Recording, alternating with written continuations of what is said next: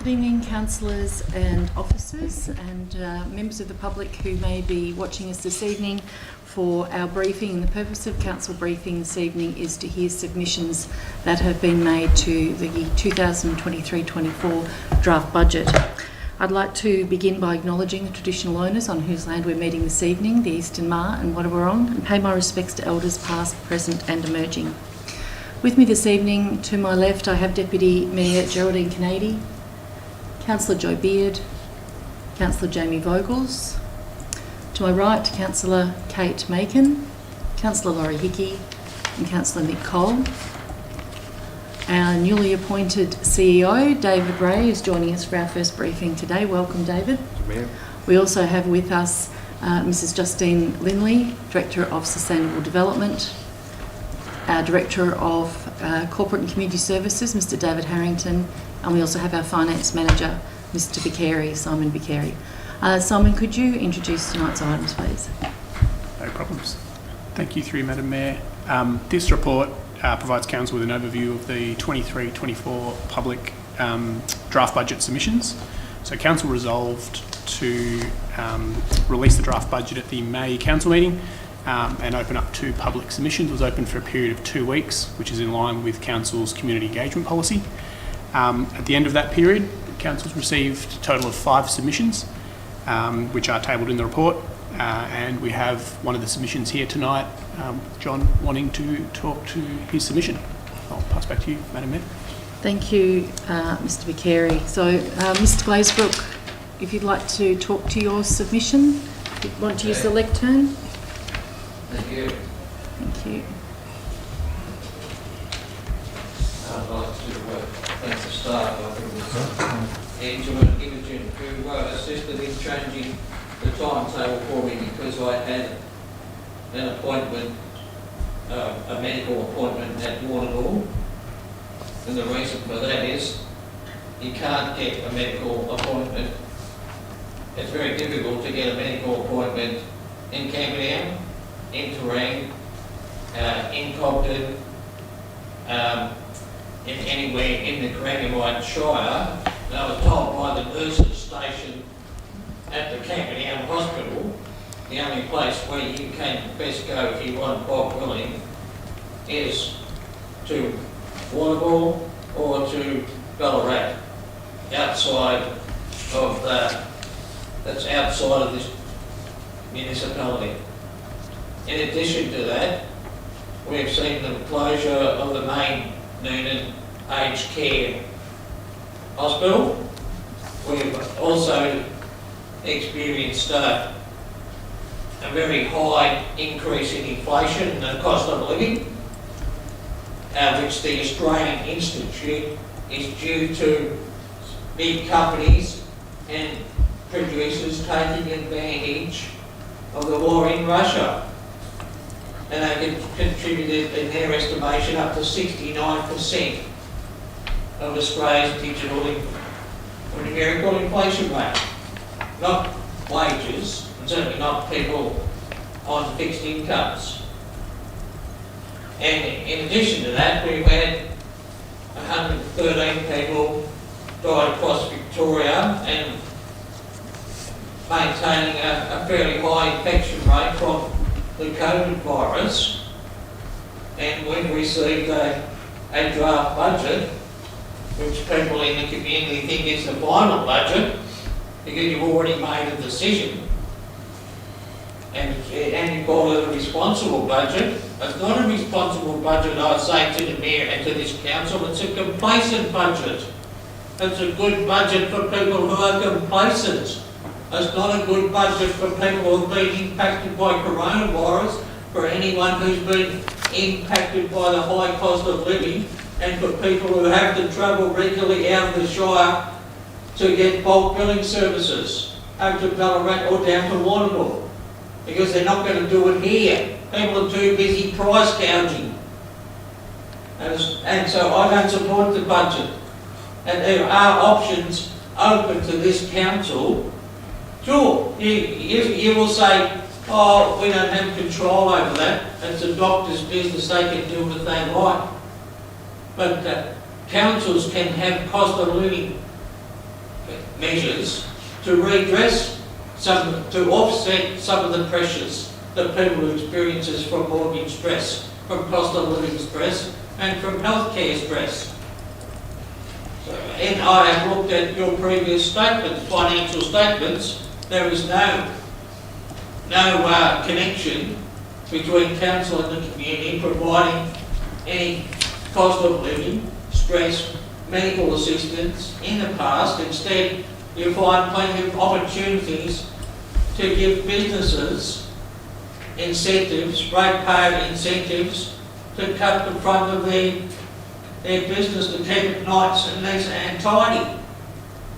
Notwithstanding the fact that some of those listed in the financial statements are selling carcinogenic products to the community, impacting on our health. I thought under the State Government, Local Government Act, that councils have a responsibility for protecting public health.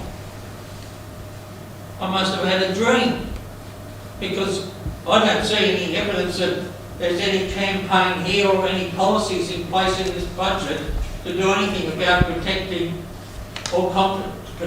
public health, or doing anything to compensate ratepayers for the increase in cost of living and the changes that have occurred in Corangamite Shire in terms of the complete disappearance of bulk billing, the disappearance of the aged care systems, and also the absence of childcare facilities in a town like Terang and other areas across Corangamite Shire and Victoria.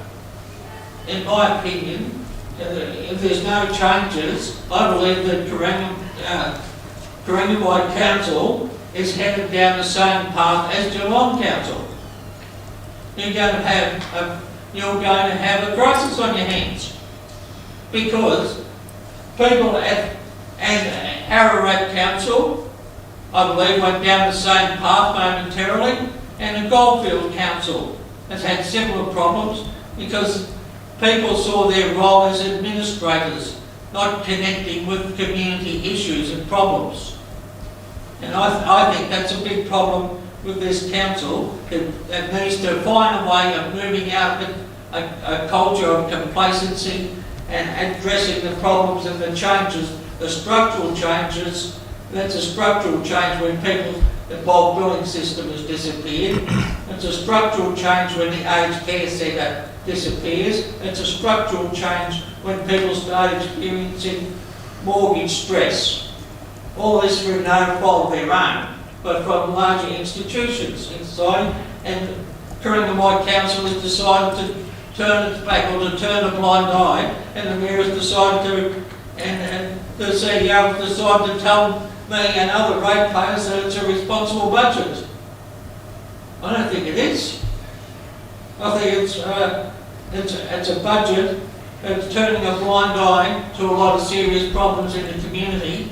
And one you say, well, John Blaisbrook is down there and you talk, what's your solution? There are solutions.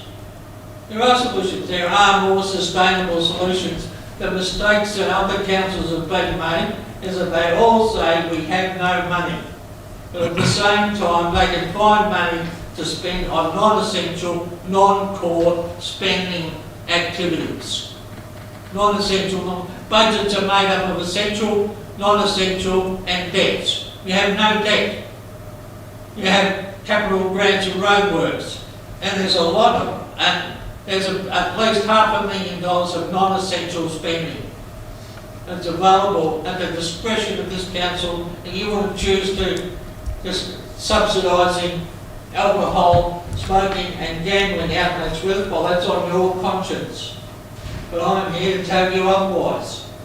This council's making a mistake, and I think that this community, the broader community, is being impoverished, not receiving any real benefits at all from this 23-24 budget. And I think it needs to be rethought, and more strategies, not just more thinking. You need to come up with a cost of living assistance package for people in the community, for people who have lost main for people who have lost out from the change in medical services here, for the people who have had mortgage stress and rental stress. So I think that's what a budget's supposed to be about. It's not just about saying we've got a $3.8 million budget surplus and this is a responsible budget because we've got $10.7 million is going to go on capital works. While at the same time we've had increased train services running in from between Melbourne and Warrnambool, and people had more options to be able to work from home. Surely people are not using the roads as much as what we've been using before. Surely it's time for council to take on not just the burden of road trauma, but the cost of health trauma that people have experienced from the coronavirus and from changes that are being imposed on us. Thank you very much. Thank you, Mr Glazebrook, and quite rightly you've raised a number of issues there that Council unfortunately doesn't control. Yes, you do. You are involved in it. You are responsible to protect community health. Thank you, Mr Glazebrook. I gave you the benefit to have your say. I'd just like to say that the issue around bulk billing of GPs is obviously an issue for GPs as well as... that's the same sort of right-wing mantra you get from politicians. I'm sorry. And you can. You are in a position to give a cost of living compensation to this community. You have a $3.8 million budget surplus. You're also handing out money to people who sell carcinogenic products. Thank you, Mr Glazebrook. I think you've actually repeating yourself now, and we've heard that those comments. We've taken on board what you've raised this evening, and we'll put it as part of our budget discussions. Thanks for your input. And on that note, I'll thank councillors and officers and anyone who's watching at home. Thanks for watching. Council meeting next week is Tuesday, the 27th, here in the Kalara Centre. Thank you.